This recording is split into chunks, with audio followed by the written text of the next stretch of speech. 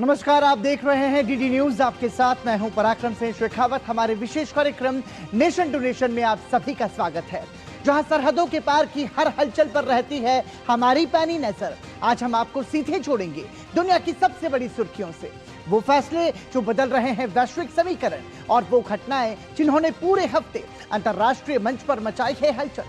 खबर सिर्फ हेडलाइन नहीं होगी, हर पहलू, हर रणनीति, हर असर, ग्राउंड जीरो के हालात, अंतर्राष्ट्रीय समुदाय की प्रतिक्रिया, वो भी तथ्यों, विश्लेषण और सबसे सटीक दृष्टिकोण के साथ। आइए सबसे पहले नजर डालते हैं उन 3 बड़ी खबरों पर जिन पर विस्तार से हम बात करेंगे। आज सबसे पहले बात करेंगे ईरान और अमेरिका युद्ध की। बड़ी खबर यह है कि एक बार फिर से इन दोनों देशों के बीच जो तल्खी है वो कम होती हुई नजर आ रही है। अमेरिकी राष्ट्रपति डोनाल्ड ट्रंप ने कहा है कि वो फिलहाल ईरान पर नए सैन्य हमलों का आदेश नहीं देंगे। समझेंगे इस खबर के मायने। इसके बाद बात करेंगे चीन के उस बड़े मिशन की। चीन अपना पहला प्लानेटरी डिफेंस मिशन लॉन्च करने की तैयारी में है, जिस पर सभी की नजरें टिकी हैं। बताएंगे आपको इससे जुड़ी पूरी खबर। इसके साथ ही बात करेंगे अंतरिक्ष में होने वाली एक बड़ी संभावित घटना की, जो इस समय चर्चा का विषय है। एलन मस्क की कंपनी स्पेसएक्स का एक बेकाबू रॉकेट बूस्टर अब सीधे चंद्रमा से टकराने की राह पर है। विस्तार से बताएंगे आपको इस खबर के बारे में भी। शुरुआत करते हैं नेशन टू नेशन की, और नेशन टू नेशन में सबसे पहले बात पश्चिम एशिया की। पश्चिम एशिया की बात करें तो बीते 5 महीनों से जारी ईरान और अमेरिका इजराइल संघर्ष में अब एक बार फिर से शांति की उम्मीद जगी है। अमेरिकी राष्ट्रपति डोनाल्ड ट्रंप ने दावा किया है कि पश्चिम एशिया सहयोग देश ईरान के साथ जारी युद्ध को समाप्त करने के लिए एक समझौते की रूपरेखा पर सहमत हो गए हैं। ट्रंप ने सोशल मीडिया पोस्ट के जरिए ऐलान किया है कि वो फिलहाल ईरान पर नए सैन्य हमलों का आदेश नहीं देंगे, बशर्ते जल्द ही कोई अंतिम समझौता हो सके। इससे पहले शनिवार को सऊदी अरब के क्राउन प्रिंस मोहम्मद बिन सलमान ने राष्ट्रपति ट्रंप से फोन पर बात की थी। ये बातचीत तब हुई थी जब ट्रंप ने कहा था कि वो ईरान पर नए हमलों पर विचार कर रहे हैं। सूत्रों के अनुसार सऊदी अरब का अनुमान था कि तेहरान जवाबी कार्रवाई में तेल प्रतिष्ठानों को निशाना बना सकता है।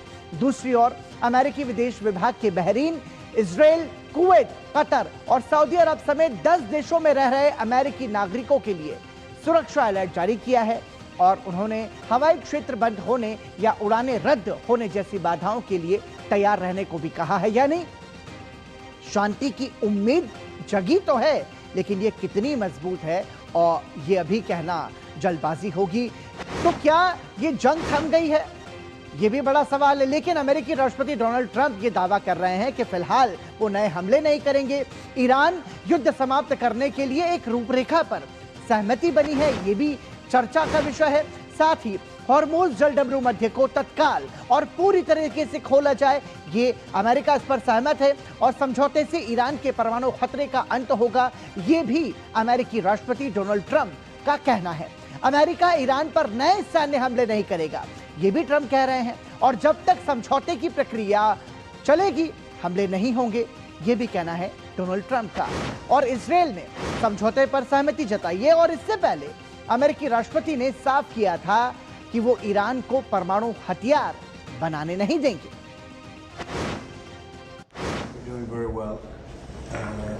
We're trying to be nice as you can be in a situation like that, but they're being decimated. They have no navy, they have no air force, they have no anti-aircraft. Doesn't mean they don't have any capability. They have some, but very little. We just want to win. We don't want to have them. It's very simple. They cannot have a nuclear weapon. Iran will not have a nuclear weapon, and they can't have a nuclear weapon. If they did, the Middle East would have been wiped out by now. If I didn't stop the JCPOA, the Obama deal, if I didn't terminate that, they would have had a nuclear weapon. I believe Israel would no longer be with us, and big parts of the Middle East, and perhaps other countries in different continents, frankly, because these people are crazy. So they cannot have a nuclear weapon. दक्षिण Asia में एक बार फिर से अमन की आशा जगी है, लेकिन पहली बार ये नहीं है। इससे पहले भी कई बार शांति वार्ता पटरी से उतर चुकी है। आपको बता दें कि शांति की कोशिश इससे पहले कब कब हुई। 8 अप्रैल 2026 पाकिस्तान की मध्यस्थता में अमेरिका और ईरान के बीच 2 हफ्ते का अस्थायी संघर्ष विराम लागू हुआ। 11 से 12 अप्रैल 2026 के बीच में अमेरिका और ईरान के बीच सीधी शांति वार्ता हुई, लेकिन अंतिम समझौते पर सहमति नहीं बन सकी। 21 अप्रैल 2026 को राष्ट्रपति ट्रंप ने संघर्ष विराम को अनिश्चितकाल के लिए बढ़ाने की घोषणा की। हालांकि दोनों पक्षों के बीच रुक रुक कर झड़पें और अमेरिका द्वारा समुद्री नाकेबंदी जारी रही। 8 जुलाई 2026 को राष्ट्रपति ट्रंप ने घोषणा की कि संघर्ष विराम आधिकारिक रूप से समाप्त हो गया है, जिससे क्षेत्र में फिर से सैन्य कार्रवाई का खतरा बढ़ गया। 2 अगस्त 2026 को राष्ट्रपति ट्रंप ने दावा किया कि खाड़ी सहयोगियों और इजरायल के साथ मिलकर युद्ध समाप्त करने के लिए समझौते की एक रूपरेखा तैयार कर ली गई है और इस प्रस्ताव के तहत हॉर्मुज़ जलडबरू मध्य को खोलने और ईरानी परमाणु खतरे को खत्म करने पर जोर दिया गया तथा अमेरिका ने फिलहाल नए सैन्य हमलों पर रोक लगाने पर सहमति जताई। और अब यहां समझना जरूरी है कि शांति की ये जो राह है ये मुश्किल क्यों है। पहले हमने बताया कि इससे पहले भी कोशिशें हुई हैं और फिर मामला अधर में अटका और फिर से हमले शुरू हो गए। ईरान और अमेरिका में गहरा अविश्वास है। दोनों देश एक दूसरे पर भरोसा जो है वो नहीं करते। ट्रस्ट इशू बहुत बड़ा है, फैक्टर है। अमेरिका का पूर्व में परमाणु समझौते से बाहर निकलना और दोनों पक्षों द्वारा एक दूसरे पर संघर्ष विराम उल्लंघन के आरोप लगाना, ये अविश्वास को गहरा बनाता है। मतलब दोनों ही देश एक दूसरे को आरोपी बनाते हैं कि आपने पहले हमला किया जब संघर्ष विराम लागू था, और वो कहते हैं कि नहीं, उन्होंने हम पर पहले हमला किया। तो किसी भी प्रकार से समझौते को लेकर ये झुकने को भी राजी नहीं है और कूटनीतिक लचीलापन जो है वो इसके जरिए कम हो जाता है। इजरायल का रुख और क्षेत्रीय शक्तियां अमेरिका ईरान शांति रूपरेखा के बावजूद इजरायल और हिजबुल्लाह के बीच लेबनान में जारी सैन्य तनाव समझौते की मार्ग में सबसे बड़ी चुनौती है। आपको बता दें कि पिछली बार इजरायली हमलों के कारण ही सीजफायर टूटा था और दूसरी तरफ इजरायल किसी भी ऐसे समझौते का विरोध करता रहा है जो ईरान समर्थित गुटों को क्षेत्रीय सीमा पर बने रहने की अनुमति देता हो। साथ ही हॉर्मुज़ जलडमरू मध्य और समुद्री सुरक्षा, वैश्विक तेल आपूर्ति के सबसे महत्वपूर्ण समुद्री मार्ग पर नियंत्रण और सुरक्षा की गारंटी को लेकर दोनों देशों के कड़े और परस्पर विरोधी दावे हैं। ये भी बहुत बड़ी वजह है कि इन दोनों देशों के बीच में जो है एक विश्वास की कमी है और अगर ईरान ने किसी जहाज पर हमला किया तो हालात फिर से बिगड़ सकते हैं। परमाणु कार्यक्रम और अंतर्राष्ट्रीय निगरानी, ईरान के परमाणु कार्यक्रम का भविष्य, यूरेनियम संवर्धन की सीमा और अंतर्राष्ट्रीय परमाणु ऊर्जा एजेंसी की निगरानी शर्तों पर पूर्ण सहमति बनना बेहद जटिल है, क्योंकि ईरान अपनी कुछ शर्तों पर अड़ा हुआ है, वो झुकने को राजी नहीं है। और अमेरिका ने सीधे तौर पर कहा है कि ईरान को अपना परमाणु कार्यक्रम बंद करना होगा। आर्थिक प्रतिबंध और क्षतिपूर्ति की मांग, ये ईरान की बड़ी मांग है।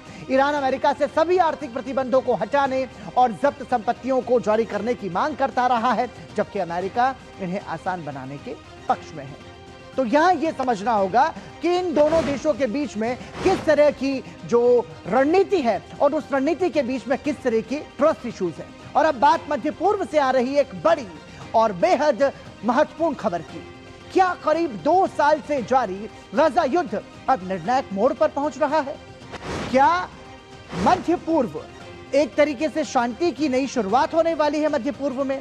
इन सवालों के बीच अमेरिकी राष्ट्रपति डोनाल्ड ट्रंप की पहल वाली शांति योजना को लेकर बड़ा घटनाक्रम सामने आया है। दावा किया जा रहा है कि हमास ने कुछ शर्तों के साथ चरणबद्ध तरीके से हथियार छोड़ने की सहमति जता दी है। हालांकि इस पूरे घटनाक्रम पर इजरायल की ओर से अभी तक कोई आधिकारिक प्रतिक्रिया सामने नहीं आई है। डोनाल्ड ट्रंप ने सोशल मीडिया पर किए गए पोस्ट में कहा है कि हमास के इस फैसले से उनकी शांति योजना एक ऐतिहासिक मुकाम पर पहुंच गई है। अब सभी की नजरें इजरायल की आधिकारिक प्रतिक्रिया पर टिकी हैं। अगर दोनों पक्ष इन शर्तों पर सहमत होते हैं तो ये सिर्फ गजा युद्ध ही नहीं बल्कि पूरे मध्य पूर्व की राजनीति और सुरक्षा व्यवस्था के लिए एक बड़ा और ऐतिहासिक मोड़ साबित हो सकता है। और ट्रंप का गजा शांति प्लान क्या है, यहां यह भी समझना जरूरी है। आपको बता दें कि हमास के हथियार छोड़ने पर जो है वो सहमति बनी है और इसके साथ ही आपको बता दें कि गाजा शांति समझौते पर यह महत्वपूर्ण पड़ाव इसे कह सकते हैं, क्योंकि एक तरीके से दोनों समझौते के लिए एकजुट एकमत होते हुए नजर आ रहे हैं। चरणबद्ध तरीके से हथियार डालेगा हमास, यह कहना है। ट्रंप के प्लान के मुताबिक सभी हथियार भंडार और सुरंग नेटवर्क नष्ट करने होंगे। यह भी ट्रंप के शांति प्लान का एक महत्वपूर्ण हिस्सा है। साथ ही इजरायली सेना भी गजा से पीछे हटेगी। मतलब दोनों को बैलेंस करने की कोशिश यहां पर नजर आ रही है। कई चरणों में लागू की जाएगी ये पूरी प्रक्रिया। मतलब चरणबद्ध तरीके से ये जो प्रक्रिया है स्टेप बाय स्टेप आगे बढ़ेगी। प्रक्रिया के लिए निगरानी समिति का भी गठन होगा, जो ये देखेगी कि कहीं से भी कोई चूक ना हो, कहीं से भी कोई गलती ना हो। बोर्ड ऑफ पीस के पुनर्निर्माण पर काम किया जाएगा। मतलब एक शांति समिति का एक फिर से गठन होगा और साथ ही काहिरा में जल्द हो सकती है, एक तरीके से काहिरा में जल्दी से इसको लेकर के बैठक हो सकती है। और समझौता लागू करने में कई सारी चुनौतियां भी हैं। आपको बता दें कि हमास और दूसरे सभी हथियारबंद गुटों को चरणबद्ध तरीके से हथियार सौंपने होंगे और अगर कोई गुट नहीं माना तो पूरा समझौता प्रभावित हो सकता है। इजरायली सेना की वापसी जो है वो चरणों में होगी। साथ ही हमास के हथियार छोड़ने की पुष्टि के बाद ही इजरायली सेना धीरे धीरे गजा से पीछे हटेगी। नई सुरक्षा व्यवस्था बनाना आसान नहीं होगा, क्योंकि यहां भी विश्वास की कमी एक बड़ा कारण है। और इजरायली सेना के हटने के बाद गजा की सुरक्षा अंतर्राष्ट्रीय सुरक्षा बल और नई फिलिस्तीनी पुलिस संभालेगी। इसके लिए बड़ी तैयारी और तालमेल की जरूरत होगी। जमीन पर लागू होने में समय लगेगा। इस पूरे समझौते को, इस प्रक्रिया को हथियारों की जांच, सेना की वापसी, नई सरकार का गठन और सुरक्षा व्यवस्था लागू होने जैसी प्रक्रियाओं में कई महीने लग सकते हैं और किसी भी हमले से ये जो समझौता है ये टूट सकता है। और आपको बता दें कि जो डोनाल्ड ट्रंप है, अमेरिका के राष्ट्रपति, वो ये कह रहे हैं कि इजरायल के साथ हमारी एक समझ बनी है, एक समझौते पर हम सहमत हुए हैं। इजरायल इससे बहुत खुश था। इजरायल ने हमारी मदद की और उनका रवैया बहुत अच्छा रहा है। ज्यादातर लोगों का कहना था कि ये डील हो ही नहीं पाएगी, लेकिन ऐसा नहीं है। क्या इसमें उतार चढ़ाव आएंगे? वहां हालात बहुत पेचीदा हैं और वहां के लोग भी बहुत जटिल हैं और मुश्किल मिजाज के हैं और कई मामलों में वो बहुत अच्छे भी हैं। An understanding with Israel. Israel is very happy about it. Israel helped us, and they've been very good. They've been very good about it. Most people said that would be a deal that would be undoable. Now, will it go through its ups and downs? It's a very complex situation over there. The people are very complex and difficult. I thought that would be possible to disarm Hamas.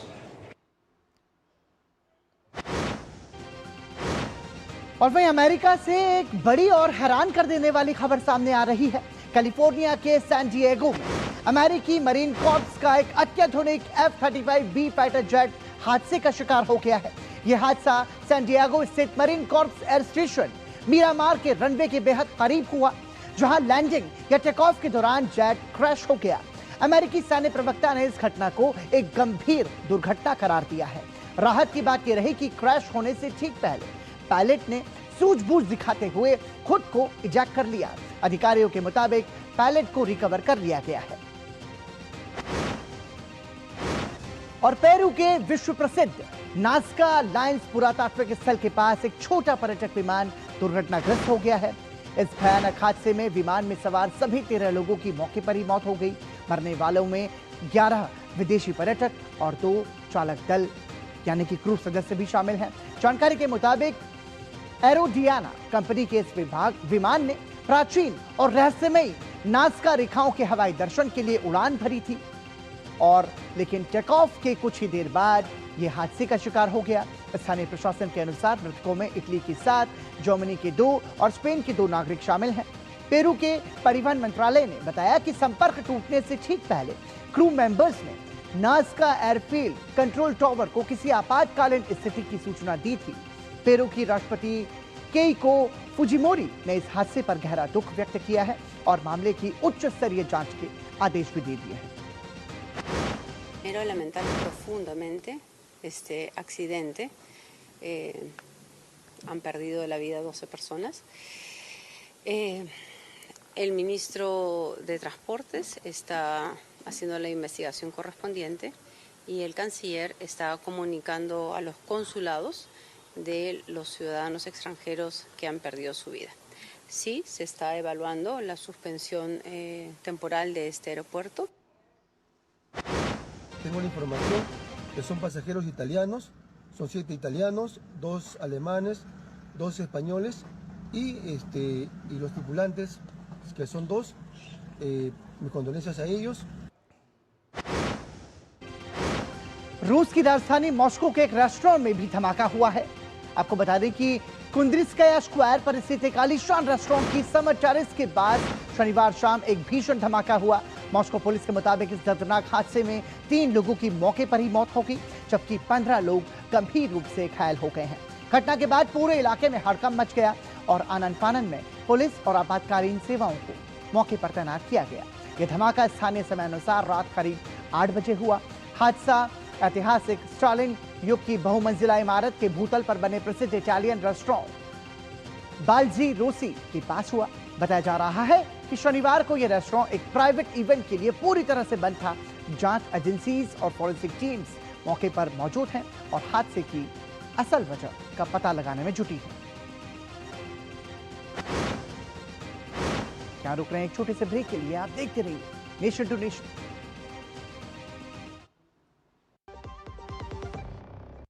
जरा सोच के देखिए, आपके पास कुछ ऐसा है जो आपकी दुनिया बदल सकता है। जानते हैं क्या? आपका अपना सोना। सोना क्या नहीं कर सकता? सोना आपको अपने सपनों का घर दिला सकता है, आपके बच्चों का भविष्य बना सकता है। सोना आपकी हर इच्छा पूरी कर सकता है। तो भारत की सबसे बड़ी gold loan NBFC Muthoot finance से गोल्ड लोन लीजिए और फिर देखिए सोना क्या नहीं कर सकता। मुथूट फाइनेंस, जहाँ विश्वास ही परंपरा है। कॉल कीजिए 1-800-313-1212। मेरी पसंद, मेरी पसंद, मेरी पसंद, मेरी पसंद, हमारी पसंद, हम सबकी पसंद। मजबूत देश का मजबूत सरिया हो गया स्टील।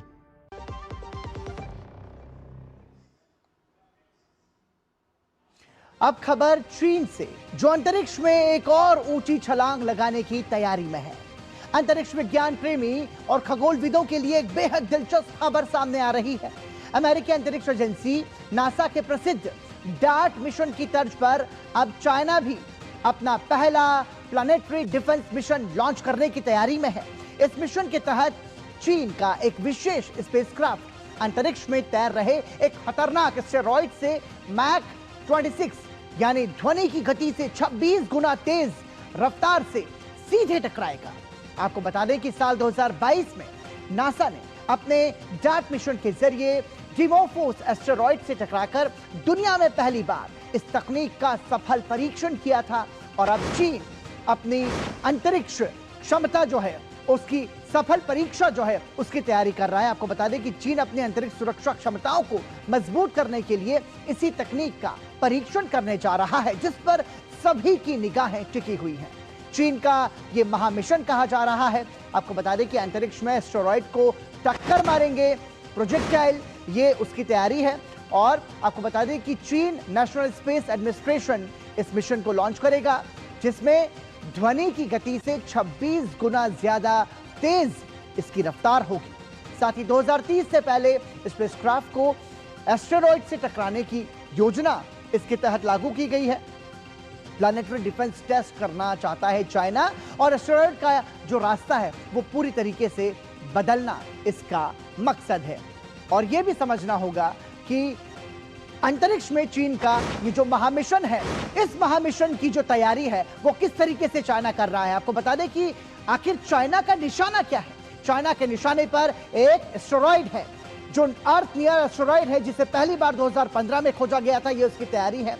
और निशाने पर कौन सा एस्टेरॉयड होगा? एस्टेरॉयड का आकार लगभग 30 मीटर का है और साथ ही 2029 या 2030 में टक्कर होने की उम्मीद है और उसके लिए वो उसने तैयारी शुरू कर दी है। साथ ही पृथ्वी से करीब 70 लाख किलोमीटर की दूरी से ये एस्टेरॉयड गुजरेगा, जिस पर चाइना काम कर रहा है। इस एस्टेरॉयड के घूमने और बनावट के बारे में कोई जानकारी फिलहाल सामने नहीं है। साथ ही योजना के तहत 2 स्पेसक्राफ्ट एक साथ लॉन्च करेगा चाइना, जिस पर पूरी दुनिया की नजर है। पृथ्वी से निकलने में कुछ ही समय बाद ये अलग हो जाएगा। तो मतलब एक तरीके से ये जो एस्टेरॉइड है ये पूरी तरीके से बेहतरीन उसकी तैयारी है, जिस पर अंतरिक्ष पर अध्ययन करने वाले, अंतरिक्ष पर शोध करने वाले दुनिया के कई सारे देश नजर गड़ाए हुए हैं। चीन अंतरिक्ष में अपने पैर पूरी मजबूती के साथ जमा रहा है और चीन ने अपने लीजियन 1 Y-15 रॉकेट के जरिए 5 नए सैटेलाइट्स को कुछ समय पहले अंतरिक्ष में स्थापित किया है। इसमें से 2 satellites advanced artificial intelligence large model मौजूद हैं, यानी अब AI का इस्तेमाल धरती के बाद सीधे अंतरिक्ष में डेटा प्रोसेसिंग और मिशन मैनेजमेंट के लिए भी किया जाएगा। इस मिशन में भेजा गया द्वितीयान star AO4 satellite Zhejiang lab द्वारा विकसित आर्टिफिशियल इंटेलिजेंस मॉडल से लैस है, जो सैटेलाइट को खुद से मैनेज करने की, अपनी स्थिति की निगरानी करने और बिना जमीनी मदद के अकेले या सैटेलाइट्स के ग्रुप में मिशन को पूरा करने की क्षमता भी देता है। वहीं शिंगुआंग-2 03 सैटेलाइट में 3 AI मौसम संबंधी मॉडल्स लगे हैं। पारंपरिक सैटेलाइट्स को मौसम का डेटा धरती पर भेजने और प्रोसेस होने में करीब 90 मिनट लगते थे, जिससे अचानक आने वाले तूफानों और मूसलाधार बारिश का तुरंत और सटीक पूर्वानुमान लगाना मुश्किल होता था। लेकिन अब ये AI सैटेलाइट अंतरिक्ष में ही रियल टाइम डेटा प्रोसेस करके तुरंत और सटीक अलर्ट जारी कर सकेगा। ये दोनों सैटेलाइट चीन के महत्वाकांक्षी 3 बॉडी कंप्यूटिंग कंसल्टेशन प्रोजेक्ट का हिस्सा है, जिसके तहत साल 2027 तक अंतरिक्ष में 100 AI सैटेलाइट तैनात करने का लक्ष्य चाइना ने रखा है। 保障，只有大家卫星都能够协作起来，那就能够实现全球性和实时性的能力，再加上模型的能力，就可以对于全球的整个地球的这个数据进行实时的处理，那么使得人工智能呢能够从地面扩展到太空中。 तो साफ है कि चीन अंतरिक्ष में नए नए प्रयोग कर रहा है। चीन के इस मिशन से पहले अमेरिका ने भी ऐसा कारनामा अंजाम दिया था, लेकिन ये मिशन अमेरिका के मिशन से अलग है। कैसे अलग है वो अब आपको बताते हैं। देखिए, नासा के डार्ट मिशन से ये अलग है। आपको बता दें कि इससे पहले अमेरिकी स्पेस एजेंसी नासा ने साल 2022 में अपने DART double asteroid redirection test mission के जरिए एक एस्टेरॉयड का रास्ता सफलतापूर्वक बदला था। हालांकि चीन का यह प्लान नासा के मिशन से काफी ज्यादा एडवांस और चुनौतीपूर्ण माना जा रहा है। नासा का डार्ट यान 6.1 किलोमीटर पर सेकंड की रफ्तार से टकराया था, जबकि चीन का यान इससे करीब 50% ज्यादा रफ्तार से टकराने जा रहा है। नासा ने एक एस्टेरॉयड के चक्कर लगा रहे छोटे चंद्रमा की कक्षा बदली थी, जबकि चाइना सीधे सूर्य का चक्कर लगा रहे स्वतंत्र एस्टेरॉयड की पृथ्वी के सापेक्ष कक्षा को बदलने का अधिक वास्तविक टेस्ट कर रहा है।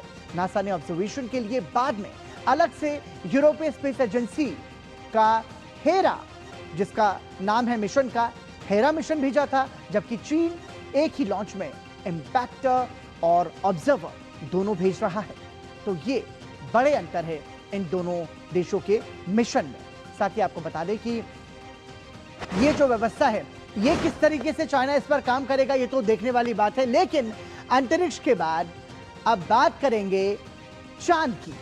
एलन मस्क की कंपनी स्पेसएक्स एक बेकाबू रॉकेट बूस्टर, इस स्पेसएक्स का ये रॉकेट बूस्टर है जो कि अब सीधे चंद्रमा से टकराने की राह पर आगे बढ़ रहा है। वैज्ञानिकों के अनुसार बुधवार को रॉकेट का ये ऊपरी हिस्सा करीब 8,700 किलोमीटर प्रति घंटे की तूफानी रफ्तार से चंद्रमा के सूरज की रोशनी वाले हिस्से में आइंस्टीन क्रेटर के पास टकराएगा। ये रफ्तार ध्वनि की गति से भी 7 गुना अधिक है। विशेषज्ञों का अनुमान है कि लगभग 3 टन TNT के बराबर ऊर्जा वाली इस जोरदार टक्कर से चंद्रमा पर करीब 90 फीट चौड़ा और 16 फीट गहरा गड्ढा बन जाएगा। हालांकि टक्कर की चमक 1 सेकंड से भी कम समय के लिए होगी, लेकिन इससे उठने वाला धूल और मलबे का गुबार कई मील तक फैल सकता है, जिसे अमेरिका और कनाडा के पूर्वी हिस्सों से टेलीस्कोप की मदद से भी देखा जा सकेगा।